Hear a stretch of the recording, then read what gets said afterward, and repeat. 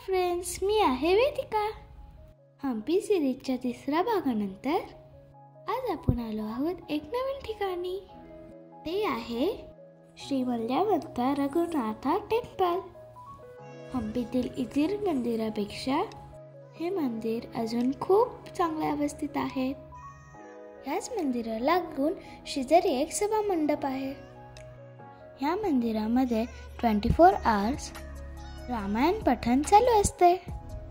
याच मंदिराच्या शेजारी एक महालक्ष्मीचे मंदिर आहे आणि मागील बाजूस एक शिव मंदिर आहे। इथे प्रभू रामांनी शिवलिंगाची पूजा केली होती। इथे लक्ष्मणांनी बाण मारून अभिषेकासाठी पाणी काढले होते।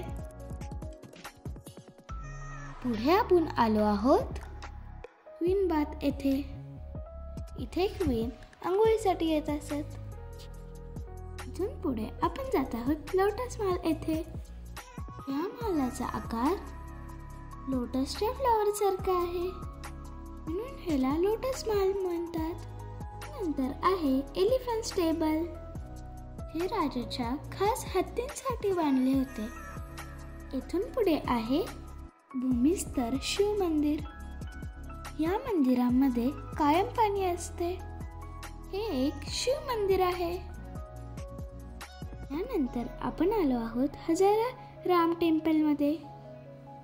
या मंदिरामध्ये सर्वत्र रामायणाची शिल्पे कोरलेली आहेत। इथून पुढे आहे पुष्करणी कोला येथे।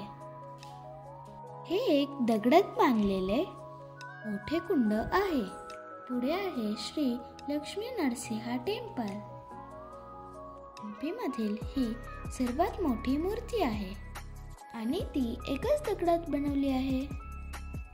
या शेजारीच आहे श्री बडावालिंग गुडी। हे शिवलिंग कायम पाण्यामध्ये असते। हे खूप मोठे शिवलिंग आहे।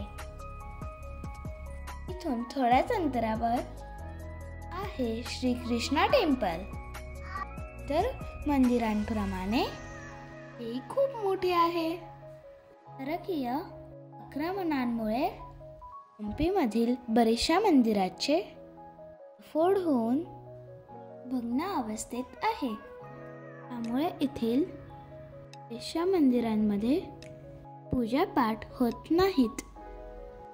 येथे असलेल्या गणपती बाप्पांच्या मूर्त्याही खूप छान व मोठ्या आहेत। मी पाहिलेली हम्पी खूप छान होती। खरं तर डॅडाला मी बोलले होते आपण दुसरीकडे जाऊ, मला काय समजणार हम्पी। परंतु हम्पी पाहिल्यानंतर मला समजले हम्पी हे पाहण्याचे ठिकाण नसून अनुभवण्याचे ठिकाण आहे। आज हम्पी बघण्यावस्थेत असले तरी त्या काळातील हम्पी किती भव्य आणि शक्तिशाली असेल। ही होती हम्पी। व्हिडिओ आवडला असेल तर लाईक करा, शेअर करा आणि सबस्क्राईब करा।